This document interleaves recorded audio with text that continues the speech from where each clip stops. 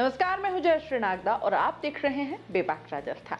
आदिवासियों की कुछ परंपराएं ना हमसे बहुत अलग है, बहुत अलग। नाता प्रथा ले लीजिए, यहाँ बहु विवाह भी हो जाते हैं।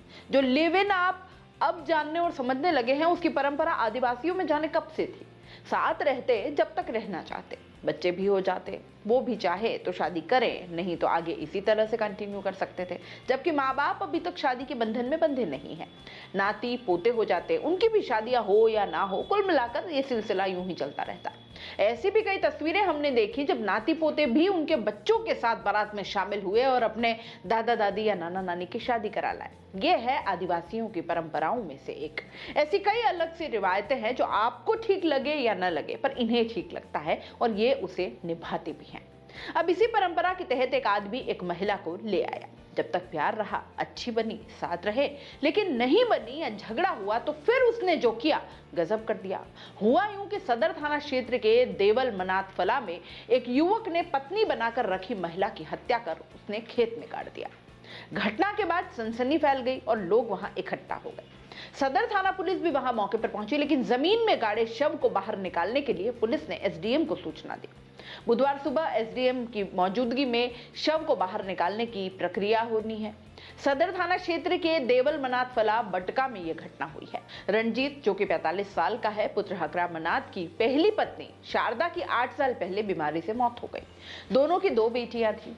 दोनों बेटियां रंजीत की बहन हंसा के घर खजूरी में रहती हैं, जबकि रंजीत अकेला रहता था। 6 महीने पहले ही रंजीत किसी महिला को अपने घर लेकर आया। दोनों पति पत्नी की तरह रहने लगे। दोनों पेड़ की डालियों और पत्तियों से बने एक झोपड़ी बनाई और उसमें रहा करते थे। लोगों ने बताया कि रंजीत और साथ में रहने वाली महिला दोनों कहीं भी आते जाते नहीं थे, इसलिए महिला के न कोई नाम जानता था, न कोई पता जानता था। किसी के पास इसके बारे में कोई जानकारी नहीं। सोमवार शाम से दोनों के बीच झगड़ा हो गया।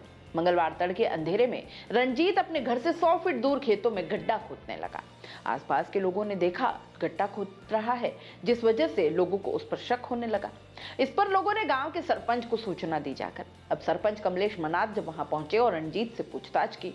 रंजीत से उसकी पत्नी के बारे में पूछा, जिस पर वो कहता रहा कि पत्नी के साथ उसका झगड़ा हो गया था और इसके बाद वो सो गया। सुबह उठा तो पत्नी गायब थी। उसे ढूंढा लेकिन वो मिली नहीं। अब घुमाकर बातें करने से सरपंच को भी जरा शक होने लगा। इस पर सरपंच ने सदर थाना पुलिस को सूचना दी। सदर थाने से एएसआई शंकरलाल मय जाप्ता मौके पर पहुंच गए। रंजीत से पूछताछ की तो उसने पत्नी के शव को गड्ढा खोदकर गाड़ने की पूरी बात बताई। इस पर डीएसपी तपेंद्र कुमार भी मौके पर पहुंचे। गाड़े हुए शव को निकालने के लिए अब पुलिस ने मजिस्ट्रेट से मंजूरी लेने एसडीएम को सूचना दी, लेकिन एसडीएम के पहुंचने तक अंधेरा हो जाने से शव को गड्ढे से बाहर नहीं निकाला जा सका। ऐसे में अब पुलिस कल बुधवार को एसडीएम की मौजूदगी में शव को बाहर निकालेगी। इसके बाद शव को डूंगरपुर अस्पताल के मोर्चरी में पोस्टमार्टम की कार्रवाई होगी। वहीं पुलिस महिला के बारे में भी डिटेल पता करने का प्रयास कर रही है। पुलिस ने आरोपी रंजीत को तो डिटेन कर लिया है, जिसे अभी सदर थाने में रखा गया है। आप क्या कहेंगे इस पूरे मामले पर? अपनी राय जरूर दें और हाँ, जाते जाते चैनल को लाइक, शेयर और सब्सक्राइब जरूर करते जाइएगा।